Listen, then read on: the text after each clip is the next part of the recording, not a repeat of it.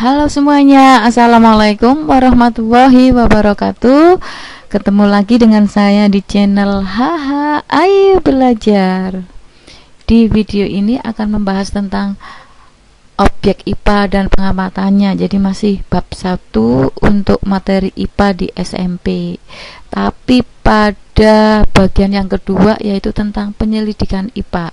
Untuk bagian yang pertama itu kan belajar apa itu IPA, apa itu yang dimaksud dengan ilmu pengetahuan alam, objek IPA apa saja.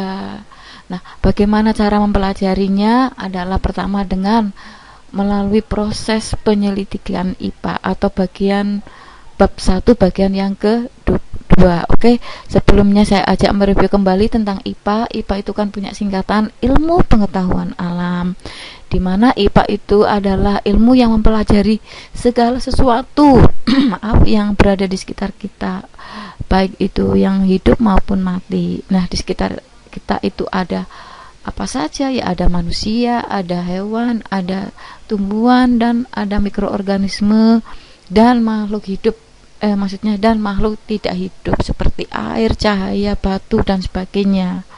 Jadi segala sesuatu yang ada sekitar kita itulah ya, baik itu hidup maupun mati, itulah yang disebut dengan objek IPA. Jadi objek IPA ada dua kategori, yaitu makhluk hidup atau yang disebut biotik, dan makhluk tak hidup yang disebut abiotik. Nah, yang abiotik itu sendiri kan objek yang terdiri dari makhluk tak hidup ya, ada air, tanah, udara, cahaya dan sebagainya. Sedangkan yang hidup itu adalah makhluk yang menunjukkan ciri-ciri hidup. Apa saja? Ada 8 ciri kurang lebih. Melakukan pernafasan, jadi bernafas, memerlukan makan dan minum, mengeluarkan zat sisa atau ekskresi, dapat bergerak, dapat tumbuh dan berkembang, bereproduksi, peka terhadap rangsang, dan mampu beradaptasi dengan lingkungannya. Itu objek yang bersifat hidup, objek yang menunjukkan ciri-ciri hidup. Nah, bagaimana cara mempelajari objek-objek tersebut? Ya, bagaimana cara mempelajarinya, bagaimana cara mengamatinya objek-objek tersebut, yaitu melalui proses penyelidikan IPA atau yang disebut penyelidikan ilmiah. Ada 3 macam, 3 proses maksudnya. Yang pertama adalah melakukan pengamatan, yang kedua membuat inferensi, yang ketiga mengkomunikasikan. Apa maksud dari 3 proses itu?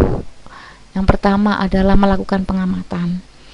Jadi pengamatan adalah proses mengumpulkan data dan informasi tentang benda yang diselidiki, tentang benda yang kalian amati.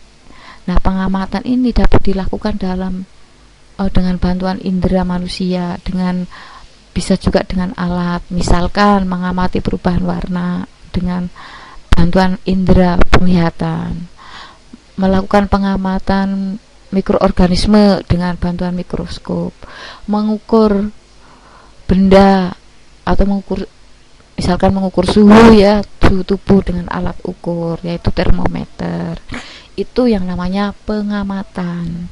Nah, dari pengamatan sebelum membahas proses yang berikutnya, untuk proses pengamatan itu memerlukan sikap-sikap seperti teliti, sabar, harus punya rasa ingin tahu. Rasa ingin tahunya harus besar.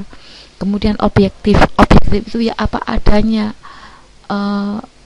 Informasi yang diperoleh dari hasil pengamatan itu apa saja, itu harus nyata, apa adanya, dan dilakukan dengan tenang, sabar untuk menggali informasi dari hasil pengamatan secara lengkap dan rinci.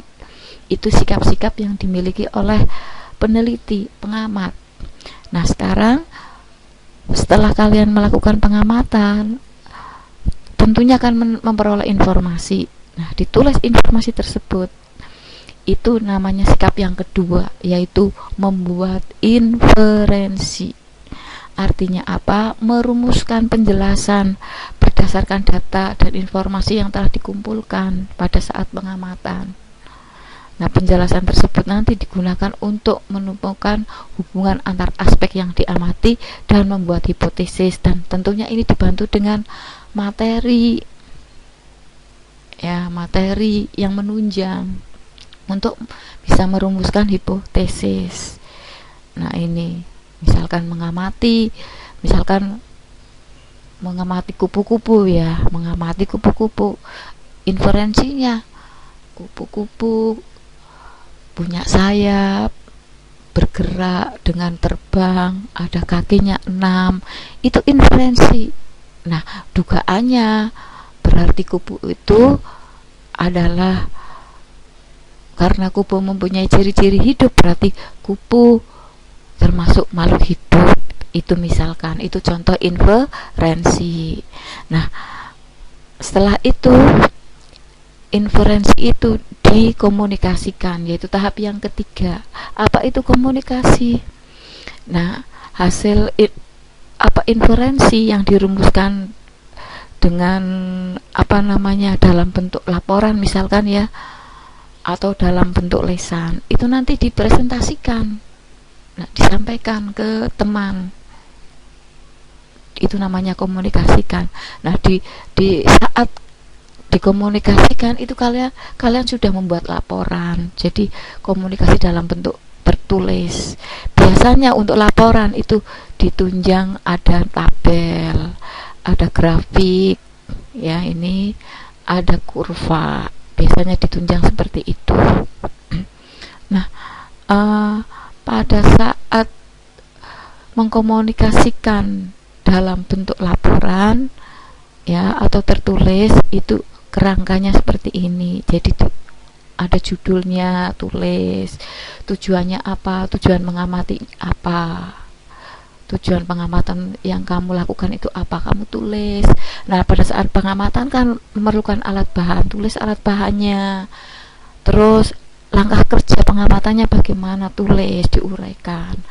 Hasil pengamatannya berupa apa, bisa kamu tuangkan dalam bentuk tabel. Kemudian menarik kesimpulan. Itu hasil laporan inferensi dalam bentuk yang dikomunikasikan dalam bentuk melalui tertulis atau laporan. Nah, bagaimana? Mudah-mudahan kalian paham.